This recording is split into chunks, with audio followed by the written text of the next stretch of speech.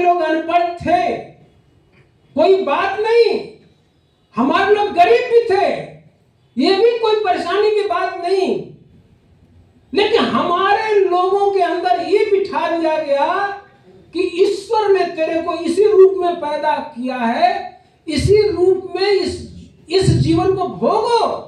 शिक्षा से जिस समाज को 2000 सालों से वंचित कर दिया गया हो, उसको कोई कहता है कि ये अनपढ़ है, ये जाहिल है, ये गवार है। क्या आरक्षण कोई भीख नहीं, ये अधिकार हमारा है। आप भले अपने को विद्वान समझते हैं अपने घर के अंदर, वो कहते हैं खैरात वाले हैं, आपको गुस्सा नहीं आता? मैं कहता हूं तुम खैरात वाले नहीं हो, तुम डीमेरिट वाले नहीं हो। ये संघ बन गया, इतनी बड़ा जो संघ बन गया, हम लोगों का बाल बांका कोई नहीं कर सकता।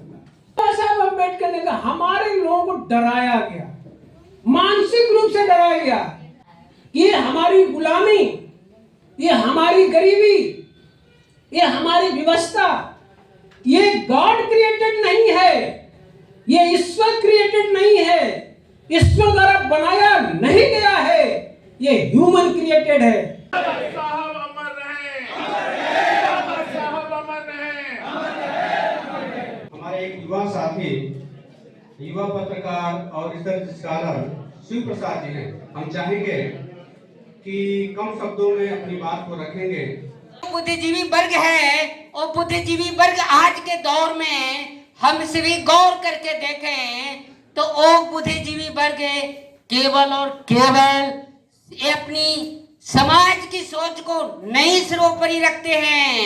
अगर वो रखे होते तो हम समझते हैं आज जो हमारे देश में जो वर्तमान हालात है वो हालात देखने को नहीं मिलती। तो बाबा साहब जो हम लोगों को मान सम्मान स्वाभिमान, और हम भी एक मनुष्य हैं, हमारा भी सम्मान इज्जत और प्रतिष्ठा हर जगह पे मिलनी चाहिए। चले आज यहाँ पे तमाम देश के कोने कोने से लोग यहाँ पे मौजूद हो गए, आरक्षण के लेकर उनको संरक्षण और उसके प्रति अपनी दायित्वों को लेकर जो विचार मंथन के लिए यहाँ मौजूद हैं। और इतनी बड़ी कारमा ये हम लोगों के बीच एक बड़ी जिम्मेवारी के तौर पर मुसाफिर सर यहाँ मौजूद होकर हम लोग को बताने के लिए आए हैं। हम लोग गौर से उनकी बातों को सुनेंगे, समझेंगे। हम समझते हैं वही जो हम लोगों के बीच आएगा। जनजाति कर्मचारी कल्याण एसोसिएशन के राष्ट्रीय अध्यक्ष एवं IRS भारत सरकार हमारे बीच में उपस्थित हैं।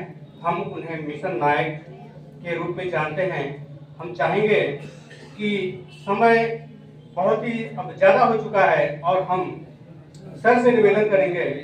बोधिसत्व रविदास, बोधिसत्व कबीर, बोधिसत्व गाडगे, पेरियार रामास्वामी नायकर, नारायण गुरु, छत्रपति साहू जी महाराज, राष्ट्रपिता ज्योतिबा फूले, माता सावित्रीबाई फूले, माता रमाबाई अम्बेडकर, हम सबके अधिकार के जनक परम पूज्य बोधिसत्व बाबा साहब एवं भारत के समस्त हम सबको परिचित करा देने वाले बहुजन नायक मानवर कांशीराम साहब के चरणों में श्रद्धा का सुमन अर्पित करते हुए आज इस ज्ञान भूमि बोध गया में अखिल भारतीय अनुसूचित जाति जनजाति कर्मचारी कल्याण एसोसिएशन के समस्त पदाधिकारी, परम आदरणीय राष्ट्रीय संयुक्त सचिव राम लखन गौड़ साहब, परम आदरणीय प्रदेश उपाध्यक्ष संतोष कुमार साहब,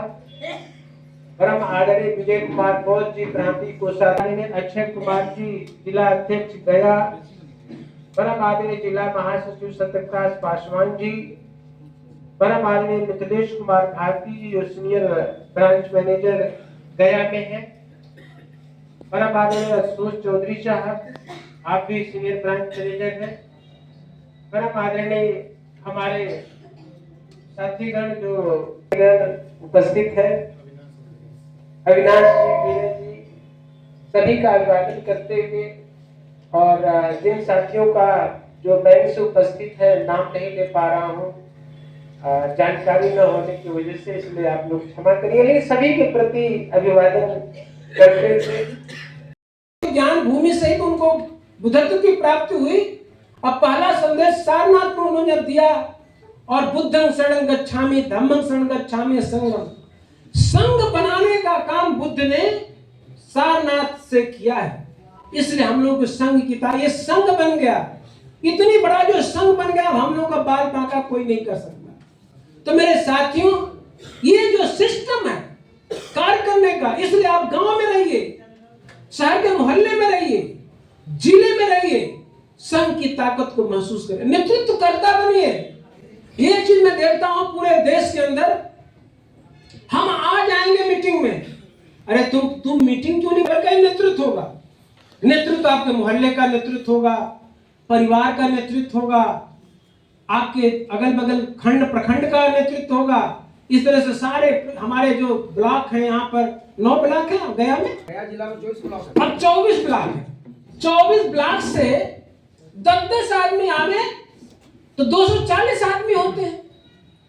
50-50 आवे तो कितने होते हैं? ब्लॉक का नेतृत्व लीजिए, तो हमारी संख्या बढ़ेगी, और ये जो जन जागरण की ज्योति जो है ना, लगातार चलती रहेगी। आरक्षण फिल्म में यही दिखाता है, वो कहता है कि ये डीमेरिट वाले आरक्षण वालों को, सैफ अली खान जो हीरो है उसको बोलते हैं सर कि ये खैरात लूटने वाले हैं। सुनिए कितना गाली है, सोचिए। आप भले अपने को विद्वान समझते हैं अपने घर के अंदर, वो कहते हैं खैरात वाले हैं। आपको गुस्सा नहीं आता, क्रोध नहीं आता? कोई कहते खैरात वाला है, डिमेरिट वाला है, गाली देता है, हमारे लोग सुन लेता है कि हाँ ये भी हो सकता है कि हम खैरात वाले ही। मैं कहता हूं तुम खैरात वाले नहीं हो, तुम डिमेरिट वाले नहीं हो। ये डिमेरिट जो वर्ड बनाया तुमने, तो शिक्षा से वंचित कर दिया। मेरिट की बात करते हो, शिक्षा से जिस समाज को 2000 सालों से वंचित कर दिया गया हो, उसको कोई कहता है कि ये अनपढ़ है, ये जाहिल है, ये गवार है। ये जिसने जाहिल गवार बनाया, तो उन्होंने एक बड़ी परिभाषा गढ़ा इसके प्रति कि ये तो ईश्वरकृत है, तुमको पढ़ने का अधिकार नहीं है, मेरा दोष नहीं है, ये तो ऊपर वाले की कृपा है, तुमको यही ऐसे ही जीवन जीना है। तब बाबा साहब अम्बेडकर ने कहा हमारे लोग अनपढ़ थे, कोई बात नहीं, हमारे लोग गरीब भी थे, ये भी कोई परेशानी की बात नहीं, लेकिन हमारे लोगों के अंदर ये बिठा दिया गया कि ईश्वर ने तेरे को इसी रूप में पैदा किया है, इसी रूप में इस जीवन को भोगो, क्योंकि 80 लाख योनियों को भोगते भोगते भोगते तुम इस मानव तन को पाया है। अब मानव तन में तू भिखारी हो गया है, जाहिल हो गया है, हरजतबा हो गया है। इस जीवन को भोग लो, नहीं तो अगला जीवन तेरा फिर कुत्ता बिल्ली को हो जाएगा। हमारा आदमी डर गया, बड़ा मुश्किल से तू मिला है, रिक्शा चला रहे लेकिन मानव तो है ना। अब ये व्यक्ति बाबा साहब अम्बेडकर ने कहा हमारे लोगों को डराया गया, मानसिक रूप से डराया गया। ये हमारी गुलामी, ये हमारी गरीबी, ये हमारी व्यवस्था, ये गॉड क्रिएटेड नहीं है, ये ईश्वर क्रिएटेड नहीं है, ईश्वर द्वारा बनाया नहीं गया है, ये ह्यूमन क्रिएटेड है। यह व्यक्ति के द्वारा हमें अनपढ़, लाचार, बेबस, गरीब, अशिक्षित ये बनाया गया है। तब बाबा साहब अम्बेडकर ने कहा देयर इज नो गॉड, इस दुनिया में कोई ईश्वर है ही नहीं है, केवल मनुष्य है। इसलिए कहा जाता है बुद्ध का जो दर्शन है कि बुद्ध के जो धर्म का केंद्र बिंदु क्या है? एक व्यक्ति, एक व्यक्ति दूसरे व्यक्ति से कैसा व्यवहार करे, यही बुद्ध का दर्शन है। अब बुद्ध का दर्शन क्या कि एक व्यक्ति दूसरे व्यक्ति से क्या व्यवहार करना चाहिए? समता, स्वतंत्रता, न्याय और बंधुत्व। ये मेरे साथियों, तब बाबा साहब अम्बेडकर ने कहा कि मैं अपने लोगों को लाचारी बेबसी से दूर करूंगा। इस लाचारी बेबसी से दूर करते हुए बाबा साहब अम्बेडकर ने आपको मेरिटोरियस बनाया। आरक्षण कोई भीख नहीं, अधिकार हमारा है, इसको जानने के लिए आप लोग बस 15 मिनट मेरी बात को ध्यान से सुनो, क्योंकि अब मैं बहुत कठिन चैप्टर बोलने जा रहा हूं। इतनी जो मेरी भूमिका होती है आपके प्रति कि आप ये समझ जाएं कि मुझे समझने के लिए ही बैठा हूं। और मैं बोलने जा रहा हूं राउंड टेबल कॉन्फ्रेंस। विनती करता हूं, हाथ जोड़ता हूं, आप 15 मिनट आप एकदम मेरे तरफ देखिएगा, क्योंकि तभी समझ में आएगा। और इसको यदि आपने नहीं समझा तो आपके बाल बच्चे सुसाइड कर लेंगे। मेरी बात को मान जाइए। अभी आपके बॉम्बे आईआईटी में एक लड़का एडमिशन लिया था, अहमदाबाद का था, 6वीं मंजिल से कूद के मर गया। उनके माता पिता भाई बंधु पर क्या गुजरी होगी। बच्चा जानते क्यों कूदा? वहां पर उसको पूछ लिया सब तुम्हारे रैंक कितनी आई, वो अपना रैंक बता दिया, समझ गया कि शेड्यूल कास्ट का बंदा है। फिर कल से पिक्चर वगैरह कहीं आना जाना होता तो उसका बाइकाट हो गया। तब बाबा साहब अम्बेडकर कहते हैं कि दुनिया में सबसे बड़ी सजा होती है बाइकाट, सोशल बाइकाट। सारी यातनाएं आदमी कबूल कर लेगा, लेकिन सोशल बाइकाट एक ऐसा सजा होता है कि आदमी से बर्दाश्त से बाहर हो जाता है, मन पर असर करता है। वो लड़का मर गया। झांसी में एक मेडिकल का स्टूडेंट था, फाइनल ईयर का छात्र था, उसका प्रैक्टिकल में फेल कर रहे थे सब बराबर कंटिन्यूअस, इंटरनल फेल किया, कभी आपका एक्सटर्नल फेल किया, अल्टीमेटली लड़का सुसाइड कर लिया। मैं एक एक शब्द को अगर घर सुसाइड गिनाता जाऊंगा पूरे देश का तो डाटा भर जाएगा, खाली यही बोलते बोलते आ जाएगा। मैं ये कह रहा हूं, यदि आपने राउंड टेबल कॉन्फ्रेंस नहीं समझा और बच्चे को नहीं समझाया, ये भी कोई भीख नहीं, खैरात नहीं है, तब तक हमारा बच्चा डिमोरलाइज रहता है। मैं अपना बच्चा लोग ही बोलता हूं, समझाता भी हूं। अब मैं इस टॉपिक पे बोल रहा हूं और मैं इसको 2-3 चीजों में बोल दूं कि आरक्षण कोई भीख नहीं, ये गोल में सम्मेलन का वादा है। याद रखिएगा, ये एकदम याद रखिएगा जो मैं बोल रहा हूं, थोड़ा कठिन बात आएगी। आरक्षण कोई भीख नहीं, ये गोल में सम्मेलन का वादा है। अब इसको एक नारे को और रिपीट कर रहा हूं कि आरक्षण कोई भीख नहीं, ये पूना पेट का वादा है। अब आप लोग तय कर लीजिए आधे मिनट के अंदर कि मेरा कौन सा नारा सही है। जो लोग मेरे को कई बार सुन चुका वो लोग शांत रहेगा। आरक्षण कोई भीख नहीं, ये पूना पेट का वादा है। इससे कितने लोग सहमत हैं?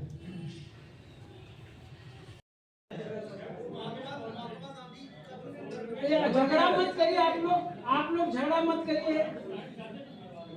झगड़ा क्यों कर रहे हैं आप लोग? प्लीज देखिए, मैं इसलिए बोल रहा हूं मेरे भाई, don't talk to each other. विषय समझ में आ गया तो आपको बहुत कंक्लूजन सही हो जाएगा, निकलेगा।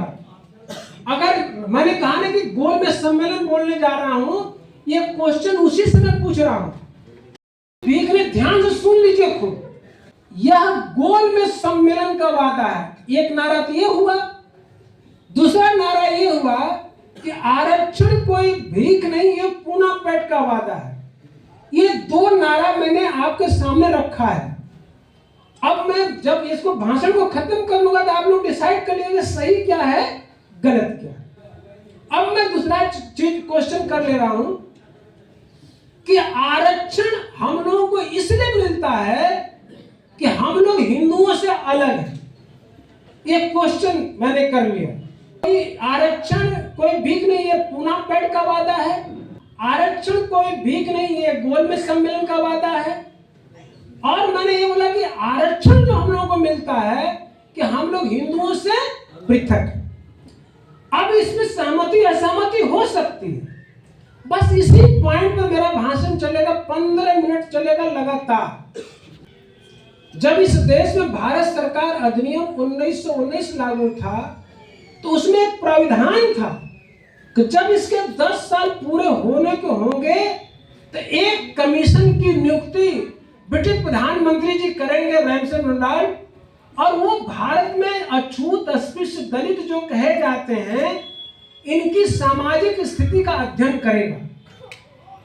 और आपके उसी परिप्रेक्ष्य में 1928 में साइमन कमीशन आया इंडिया के अंदर, सर जॉन साइमन कमीशन। और साइमन कमीशन 1928 में जब भारत में आया, हम लोगों की सामाजिक स्थिति का अध्ययन करने के लिए आया, पूरे देश में हल्ला मच गया कि साइमन कमीशन आया है। और साइमन कमीशन में गांधी जी ने कहा इसमें तो हमको मेंबर ही नहीं बनाया गया, कांग्रेसियों को तो मेंबर ही नहीं बनाया गया। और ये उम्मीद कर रहे थे गांधी जी कि साइमन कमीशन जो बना है उसमें इंडिया के लोग, कुछ लोग रहेगा। लेकिन उसी समय बर्किन हेड नाम का एक राज्य सचिव थे, उन्होंने कहा इंडियन नॉट अलाउड, कोई इंडियन इसका मेंबर नहीं होगा, क्योंकि ये पार्लियामेंट्री कमेटी है। अब पार्लियामेंट्री कमेटी ब्रिटिश गवर्नमेंट से बनकर आई थी, तो ब्रिटिश गवर्नमेंट से बनकर आए थे, तो उसमें इंडियन नॉट। और गांधी जी को इतना धक्का लगा कि मैं इस देश का बापू हूं और हम ही नहीं, तो ये फिर इसमें घालमेल कौन करेगा रिपोर्ट के अंदर। तो वो रिपोर्ट में नहीं बनाए गए, मतलब कमीशन में नहीं गए। और आप लोगों को याद होगा तो गांधी एंड कंपनी के लोगों ने एक नारा लगाया, Simon commission go back, Simon commission go back. Simon commission go back का नारा लगा। और साइमन कमीशन गो बैक का जब नारा लगा तो उस समय इस ज्वाला को शांत करने के लिए पूरे ब्रिटिश सरकार ने बोला कि ये जो साइमन कमीशन गो बैक का हो रहा है, पहले रिपोर्ट पूरी होने दो, इसके बाद पुनः ब्रिटिश सरकार बुलाएगी आप लोगों से वार्ता करने के लिए। गांधी जी को जब आश्वासन मिल गया ये साइमन कमीशन अपनी रिपोर्ट प्रस्तुत करेगी, तब हम लोगों को बुलाया जाएगा। अब गांधी जी के मन में एक और धारणा चल गई, एक और विचारधारा चल गया। पूरी टीम को एक आश्वासन मिल गया कि जब ये साइमन कमीशन की रिपोर्ट पूरी हो जाएगी तो ये वहां पर एक संवाद करने के लिए लंदन में बुलाया जाएगा। अब गांधी जी सोचे कि अब तो साइमन कमीशन आ ही गया है, तो क्यों न उसकी रिपोर्ट में ही ऐसी रिपोर्ट बनवा दिया जाए कि जिससे कि वो गलत रिपोर्ट हो जाए। 1956 को बाबा साहब अम्बेडकर का स्पीच चल रहा था काठमांडू में। तो काठमांडू में स्पीच चल रहा था और विषय था कार्ल मार्क्स और बुद्धा। और हम लोग क्या सोचते हैं, एक व्यक्ति यही नहीं सोचता है कि रोटी कपड़ा मकान मिल जाए तो जिंदगी अच्छी चलने लगेगी। तो ये कार्ल मार्क्स का सिद्धांत था कि इंसान को रोटी कपड़ा और मकान मिल जाए तो उसका जीवन अच्छा होने लगेगा। बाबा साहब भीमराव अंबेडकर ने कहा एक इंसान को रोटी कपड़ा मकान जरूरी है।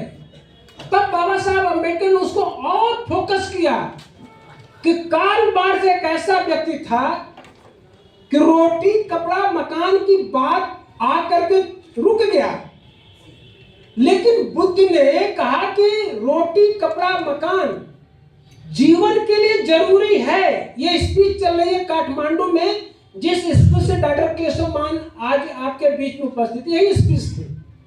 और ये बात मैं बोल रहा था वलसाड़ गुजरात में, वहीं पर ये आए थे, वहीं पर ये बात को सुने। फिर काठमांडू में हमारी स्पीच को, वहां तो मैं खाली उसका एक छोटा सा ट्रेलर प्रस्तुत कर रहा हूं, ये चाय पानी पर ही। तो बाबा साहब अंबेडकर ने कहा कि कार्ल मार्क्स रोटी कपड़ा मकान का सिद्धांत दिया, लेकिन बुद्ध ने सम्मान का सिद्धांत दिया। अब इस बात को समझने के लिए और थोड़ा सा इसको समझना पड़ेगा। बाबा साहब अंबेडकर कहते हैं कि कार्ल मार्क्स का आंदोलन केवल पेट तक का आंदोलन था। रोटी मिल जाएगी आपका पेट भर जाएगा, पानी मिल जाएगा पेट भरेगा। तब बाबा साहब अंबेडकर ने कहा कार्ल मार्क्स का जो आंदोलन था वो केवल पेट तक का आंदोलन था। बुद्ध का जो आंदोलन था वो नाक का आंदोलन है। और नहीं तो बात को समझने के लिए मैं बोल रहा हूं। अगर कोई लड़का लड़की कोई महिला पुरुष आपसे आके कह दे कि बाबू बस अपने पेट पर हाथ रखे, आप समझ जाएंगे कि भूखा है। इसको कहते हैं पेट का आंदोलन। अगर कोई लड़का लड़की महिला पुरुष आकर के अपने नाक पर ऐसे हाथ रख दे, कुछ नहीं कर रहा, अपने अंग पर ही हाथ रख रहा, यहां हाथ रख दे, तो आप सोचते क्या हुआ? मतलब आपको पूछने का जो नजरिया है वो बदल जाएगा, क्या हुआ? तो इसका मतलब कि सम्मान। तब बाबा साहब अम्बेडकर ने कहा कार्ल मार्क्स का आंदोलन केवल पेट तक का आंदोलन था, लेकिन बुद्ध का आंदोलन नाक या सम्मान का आंदोलन था। तब बाबा साहब अम्बेडकर ने कहा तुम्हारा पेट भरे या ना भरे, तुम खाली पेट रहना, भूखे मर जाना, लेकिन अपने नाक और सम्मान के लिए समझौता मत करना। ये बाबा साहब भीमराव अम्बेडकर ने कहा। आज हम लोगों को रोटी कपड़ा मकान पाने के बावजूद भी यदि सम्मान जनक जिंदगी नहीं जीते हैं तो जीने का कोई मकसद नहीं। इसलिए बाबा साहब अम्बेडकर ने कहा जीवन लंबा नहीं बल्कि महान होना चाहिए। आपने कितनी दूरी तय की ये मायने नहीं रखता है, मायने ये रखता है कि आपकी दिशा क्या है। आपकी दिशा बहुत जरूरी है, डायरेक्शन ज्यादा जरूरी है, आपका कंसंट्रेशन जरूरी है। कौन कहता है कि सारी किताबें पढ़ जाइए? कोई जरूरत नहीं है, लेकिन 2+2=4 समझ गए तो समझो कि तुम्हारी जिंदगी बनी है। कम जानो अच्छा जानो। ज्यादा जानने से कंफ्यूजन हो जाए उसको जानकारी नहीं कहते हैं, समाज को गलत दिशा मिल जाएगी। तो सम्मान की लड़ाई, इसलिए सम्मान पर ही बाद में बोल रहा हूं राउंड टेबल कॉन्फ्रेंस। अब साइमन जब अध्ययन करने लगा तो सब लोग बोलने लगा। साइमन पूछता छुआछूत होता है आपके साथ? ना ना ना ना, हम लोग तो हिंदू हैं। अब ये पूरी हवा बह गई भारत के अंदर, जहां जाता छुआछूत होता है आपके साथ? ना ना ना ना, हम लोग तो हिंदू हैं। हिंदू अपने से बोल देते थे। अब बाबा साहब अम्बेडकर के पास उस समय थे, साइमन ने कहा कि अम्बेडकर ये लोग तो कह रहे छुआछूत नहीं होता, हम लोग तो हिंदू हैं, कर मेरे साथ अध्ययन करो। बाबा साहब भीमराव अम्बेडकर और साइमन अध्ययन करने गए। एक माता जी को देख करके साइमन ने पूछ लिया माता जी आपके साथ छुआछूत होता है? माता जी तो पहले से तैयार थी, छुआछूत नहीं होता, मैं तो हिंदू। बाबा साहब अम्बेडकर कहा कि साइमन ठहरा जाओ। साइमन ने इशारा किया, बाबा साहब ने कहा थोड़ा ठहरो। वो बाबा साहब ने बोला कि माता जी हमको प्यास लगी है और ये साइमन को भी प्यास लगी है, उस कुएं से पानी लाकर पिला दीजिए। अब माता तो भूल गई कि अगले क्या बोला था। साहब मैं तो अछूत हूं, यदि उस कुएं पर गई तो मुझे तो मार ही दिया जाएगा। तब बाबा साहब अम्बेडकर कहते हैं point should be noted, point should be noted. एक सेंटेंस में बाबा साहब भीमराव अम्बेडकर का बात बन गया। गांधी की जो चक्रव्यूह को कोई फेल करने वाला इंडिया में जन्मा तो परम पूज्य बोधिसत्व बाबा साहब भीमराव अम्बेडकर ही। बाबा साहब अमर रहे, बाबा साहब अमर रहे, बाबा साहब अमर रहे। पूर्ण भाई मेरे साथियों, पूरे यही कारण है बाबा साहब अम्बेडकर के बारे में कहा जाता है अम्बेडकर जीते जी उतना खतरनाक नहीं था। ये उनका वर्ड बोल रहा हूं, मैं तो बड़ा सम्मान के साथ बाबा का नाम लेता हूं, उनकी भाषा में बात बोलना। अम्बेडकर जीते जी उतना खतरनाक नहीं था, मरने के बाद तो महा खतरनाक हम सबके लिए हो गए। और आप जरा देखिए पूरे देश के अंदर देखिए, उसी समय बाबा साहब अम्बेडकर ने कहा था, जब ये चल रहा था राउंड टेबल कॉन्फ्रेंस में, जब कंप्लीट करूंगा तो बात समझिए, वो खाली आपका दिमाग डालो कौन कौन से पॉइंट उभर के आएंगे। तो बाबा साहब अम्बेडकर ने कहा इस समय मुझे देश का खलनायक होना बदा है, लेकिन इसी देश में 100 साल बाद मुझे नायक की तरह पूजा जाए। आज जरा देखिए पूरे देश के अंदर अम्बेडकर जैसे लगता है अम्बेडकर की पूरा उनकी जिंदगी अधूरी है। इसको कहते हैं दूरदर्शी। इसी राउंड टेबल का कॉन्फ्रेंस बोल रहा हूं, जिस टॉपिक पर मैं इतनी बातें आप लोग बोल रहा हूं। राउंड टेबल कॉन्फ्रेंस यदि आपने सुन लिया तो समझो कि तुम्हारी जिंदगी आधा तो ऐसे ही अच्छी बन जाएगी। अब कोई माइक लाल बिगाड़ नहीं सकता, मैं दावे के साथ कहता हूं, चाहे कहीं अपने आप स्कूल जॉब में हो, चाहे गांव में हो, चाहे मोहल्ले में हो, इसलिए मैं इतना फोकस करता हूं राउंड टेबल कॉन्फ्रेंस पर। और मुझे खुशी है इस बात का, चाहे आप कम पढ़े लिखे हो, चाहे ज्यादा पढ़े लिखे हो, सबको जानना जरूरी है। तो मेरे साथियों, तो जब ये साइमन कमीशन को पता चल गया राउंड टेबल कॉन्फ्रेंस की रिपोर्ट जो बनी थी, साइमन जाके वहां रिपोर्ट दे दिया कि भारत में अछूत, अस्पृश्य, दलित, और हम लोगों को 5-7 नामों से जाना जाता था। अछूत, अस्पृश्य, दलित, नॉन कन्फर्मिस्ट, हिंदू, प्रोटेस्टेंट, अवर्ण, ये सब कई नामों से जाने जाते थे। तब बाबा साहब अम्बेडकर ने कहा ये सब पर्यायवाची है। कोई अछूत कहे, दलित कहे, अस्पृश्य कहे, नॉन कन्फर्मिस्ट हिंदू कहे, अवर्ण कहे, सब मिला जुला के कुल एक कहे। तब वहां जाके बोला साइमन, रिपोर्ट दिया कि ये भारत में हिंदुओं से पृथक हिंदू कहे जाते हैं, लेकिन ये हिंदुओं से पृथक है।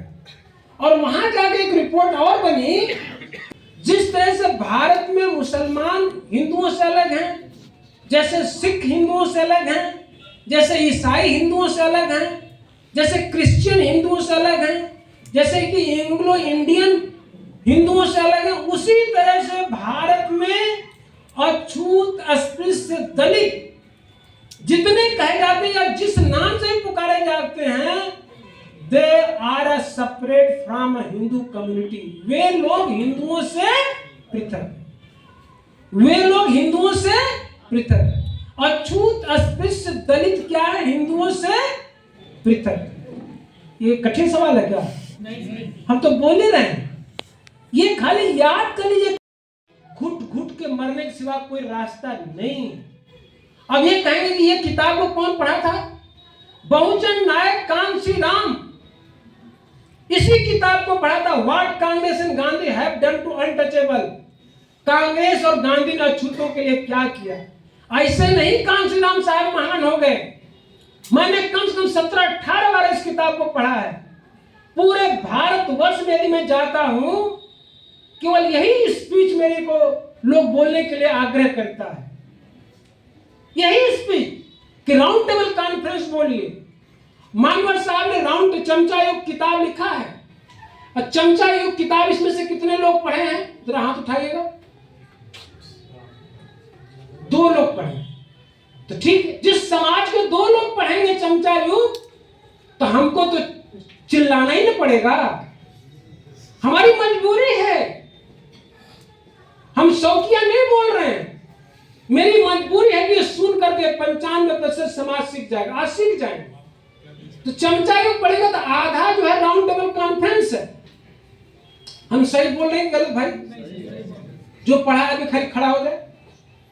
जो चमचा युग 1982 में 1982 में किताब लिखी गई थी। 1982 जब लिखी गई, जो 50 साल पूरे हो गए थे पूना पैठ के बाद, उसी में लिखा गया था। तो वो उसमें आधा केवल राउंड टेबल कॉन्फ्रेंस है कि नहीं, गोल में सम्मेलन है ना, बस। सपना तो पैदा करो, उम्मीद तो पैदा करो। तो आप अपने बच्चों को ये समझाइए कि महान व्यक्ति बनने के लिए पैदा हुए हैं। आप भी महान व्यक्ति बनने के लिए पैदा हुए हैं, और आप आए हैं तो महान है ही है, इसमें कोई संदेह नहीं। पहली राउंड टेबल कॉन्फ्रेंस, और हमने क्या बोला कि भारत में मुसलमान, ईसाई, सिख, एंग्लो इंडियन और हम लोग हिंदुओं से पृथक, हम लोग हिंदुओं से पृथक है। बोल ही नहीं पा रहे। कौन सी किताब है? What Congress and Gandhi have done to untouchable. Congress और गांधी ने अछूतों के लिए क्या किया? एक खंड 16वां है। ये किताब का नाम बताइए, आप लोग पढ़ लीजिएगा, हमारी बात को मत मानिए, कोई फर्क नहीं पड़ेगा। लेकिन यही लिखा है जो मैं बता रहा हूं। इतना कठिन चैप्टर है, कि कोई नहीं बोलता है। अब आप ये कहेंगे क्यों नहीं बोलता है, तो बाबा साहब अम्बेडकर ने लिखा उसी किताब में वास्तविक मुद्दा, कांग्रेस ने हम लोग हिंदुओं से पृथक हैं ये क्यों नहीं बोला गया, इसके भी कारण है। तब बाबा साहब अम्बेडकर ने कहा कि कांग्रेस ने ऐसे दलाल अस्पृश्यों का संगठन बनाया है जो गला फाड़ फाड़ कहते हैं कि हम हिंदू हैं और हिंदू होकर ही मरेंगे, लेकिन यही भाड़े के टट्टू जब अपने को हिंदू कहते हैं तो एक हिंदू इन्हें हिंदू मानने से इनकार कर देता है। ये बाबा साहब खुद लिखते हैं। ये हम लोग को यही सिखाया कांग्रेस वालों ने, और उसमें नाम लेने में परहेज नहीं है। बाबू जगजीवन राम जब यही गए थे संपूर्णानंद मूर्ति का उद्घाटन किया वाराणसी में, हिंदू थे ना, संपूर्णानंद भी हिंदू थे। मूर्ति जब ही उद्घाटन किए, इसके बाद गोमूत्र घी से उनको गंगा जल से स्वच्छ किया। जब एक हिंदू ही हिंदू व्यक्ति का उद्घाटन किया तो फिर ऐसी दुर्गति क्यों। यही पीएल पुनिया पुरी के मंदिर में सबको लेकर गया मंदिर में प्रवेश कराने के लिए, उसके कपाट बंद कर दिए गए।